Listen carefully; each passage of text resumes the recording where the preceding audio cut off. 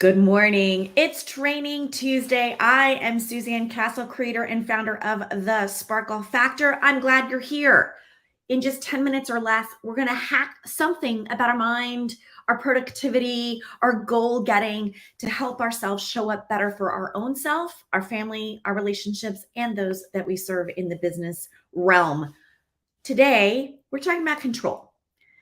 Do you feel like sometimes your life is careening out of control, right? It's like a car that you don't have any control over at all. And it's honestly a really scary feeling, which can leave you, I don't know, feeling a little helpless maybe, like there's nothing you can do. And so your to-do list gets bigger and bigger, and the piles of paper on your ground that didn't get filed go bigger and bigger, and you're finding yourself with 20, 30, 40,000 emails in your inbox. Is that you? Let me know in the comments below. I'm glad you're here watching live or on replay. Here's the thing. When you're in this space where everything is overwhelming and you keep saying yes and you can't say no, and your schedule just wants to make you cry and you're just not feeling like yourself anymore, you should be doing everything in your power to regain control over your life.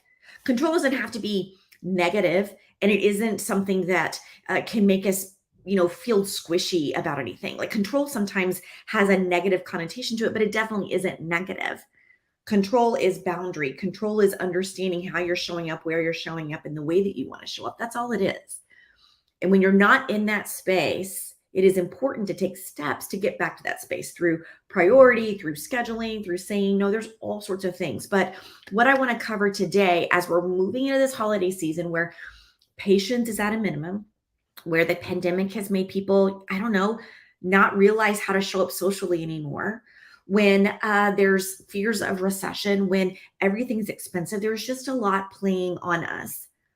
So today in Training Tuesday, I'm going to cover 5 tips that I have to help you begin to walk back into that space. So let's get started. The first one is simply and utterly don't make excuses. Don't make excuses. I see it everywhere right now. No one wants to take responsibility for something they did, but if you make a mistake, the best thing to do is just simply and utterly to own up to it. We all do it. You're not helping anyone if you assume that you're not going to do that. If you were supposed to do something and you didn't, be honest with yourself and those that you serve as to why. Did something else take its place? Did you simply forget because you're overscheduled? Did you decide you didn't really want to do that? And if so, why? It's important to understand that. And although honestly, it may be easier because you like to be in avoidance to make excuses for yourself, this will make you feel more out of control when you have to excuse and then make excuses for the excuse, and on it goes. Rather than just owning up to shortcomings or failure to plan or scheduling or any other thing that goes on that way. So first and foremost, to start getting control, quit making excuses. The second tip I have for you today is to work on your weaknesses. Everyone has them, right? And it's okay to have them.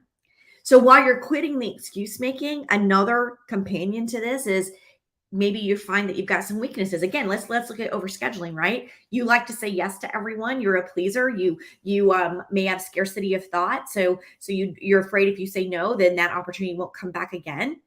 But it's time to recognize that might be a weakness you have. Saying yes to people is not necessarily a bad thing. Weakness isn't necessarily negative, but you can work on overcoming them so they won't be affecting your life and your business in the future if you understand what your tendency tends to be. So for example, if you say yes all the time, maybe it's putting in a fail-safe measure with another person who can help you decide, is this project a yes for you because it gets you closer to what you said you want to be doing in the world? And if it's yes, great, you say yes.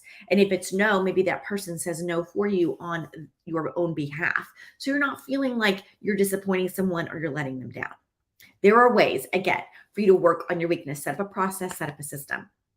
My third tip is, honestly, don't dwell on the past. We love to live in this space. We love to think about what we should have done, what we should have said, et cetera, et cetera. But when it's done, it's done. And if you spend too much time focusing on it, it's going to make you feel like you're out of control on the path that your life is taking. That's what you've set up for yourself. That's what you said you want to be about in the world, right? So you need to let the past rest as much as you can. Focus on what's going on in the here and the now and where you're going.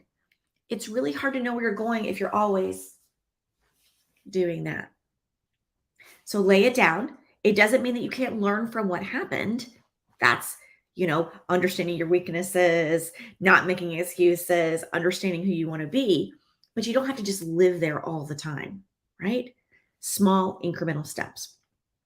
My fourth tip is to prioritize your health. Now, maybe you think this is not something that I would be talking about when we're talking about regaining control over our lives.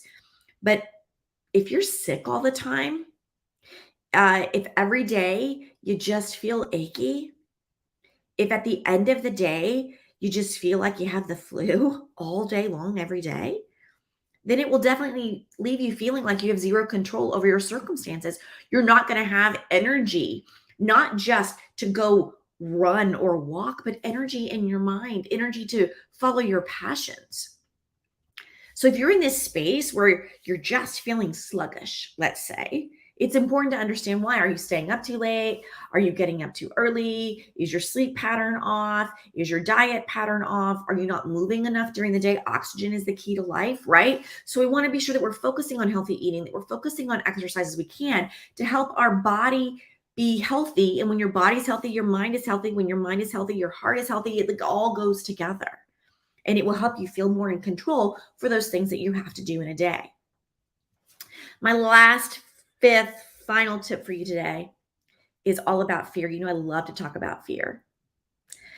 And we don't want to let fear make decisions for us, but it does every day.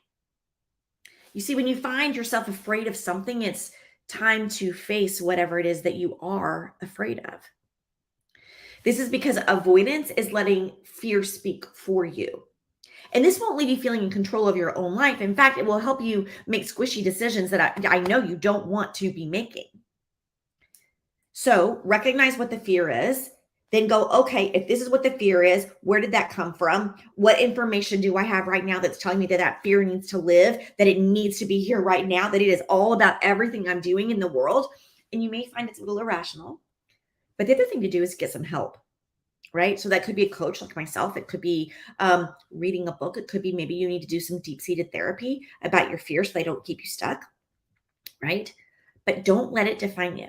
Okay, so these were 5 quick tips today to help you gain some control in this time of mania and manicness that people have a little bit around the holidays.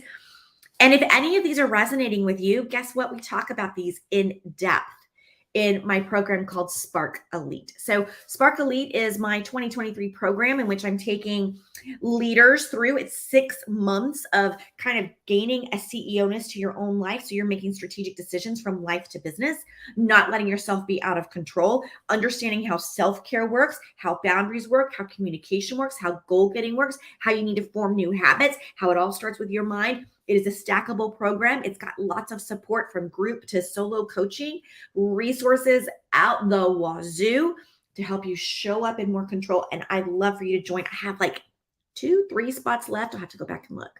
So we're almost full. And if you think that this might be something to be helpful for you, just drop a comment and let's start a conversation offline and see if it's for you. So remember your 5 tips today. Don't make excuses. Work on your weaknesses. Don't dwell on the past. Prioritize your health and don't let fear make decisions for you. I'm Suzanne. This is Training Tuesday. I'll see you next Tuesday, same time, same bat channel. Have a great day.